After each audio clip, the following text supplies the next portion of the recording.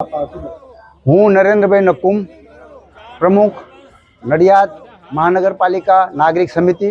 મારી બાજુમાં ઘનશ્યામભાઈ કાછા પટેલ છે, અમારા મહામંત્રી છે, અને બાકી અમે જે બધા જ કર્મશીલો મારી આજુબાજુ ઊભા છે.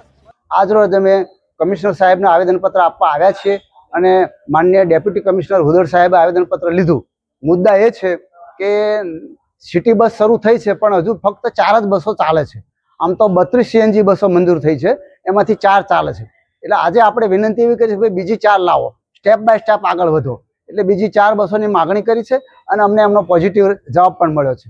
બીજું આપણે કે સિટી બસ સ્ટેશન કે જે જૂની જેલ, ત્યાં સરસમાં સરસ જગ્યા છે, તંત્ર પણ ત્યાં વિચારી રહ્યું છે, પણ છતાં અમે કહ્યું કે ભાઈ આ જગ્યા બેસ્ટમાં બેસ્ટ છે, કારણ કે જો ત્યાં સિટી બસનું સ્ટેશન થાય તો બાજુમાં રેલવે સ્ટેશન છે અને એની પાછળના ભાગમાં બસ સ્ટેશન છે. આ સંજોગોમાં સિટી બસ સ્ટેશન કે જે ટાઉન હોલ હતો અથવા તો જૂની જેલ હતી, એ જગ્યાએ જો એક અદ્યતન સિટી બસ થાય, ત્યાં બધી સગવડો હોય, પાર્કિંગની સગવડ હોય, શોપિંગ સેન્ટર હોય, કારણ કે એ જગ્યા ખૂબ મહત્ત્વની, નડિયાદની મહત્ત્વમાં મહત્ત્વની જગ્યા એ વિસ્તાર થઈ જવાનો છે. તો અમે આ 2 માગણીઓ કરી છે અને બાકીની માગણીઓમાં કે ભાઈ સિટી બસ તો નાની હોય એવું લોકોને, અથવા તો જુદો કલર હોવો જોઈએ, એ લોકોને ખબર નથી પડતી, ભાડામાં વિસંગતતા છે, કર્મચારીઓ ડ્રાઈવર કંડક્ટરો માટે થોડી સુવિધા વધારો, બસના સ્ટોપ બધે બનાવો, ટાઈમ ટેબલ મૂકો, આ બધી જે પરચુરણ વાતો છે એ પણ અમે આપના માધ્યમથી તંત્રને જણાવીએ છીએ.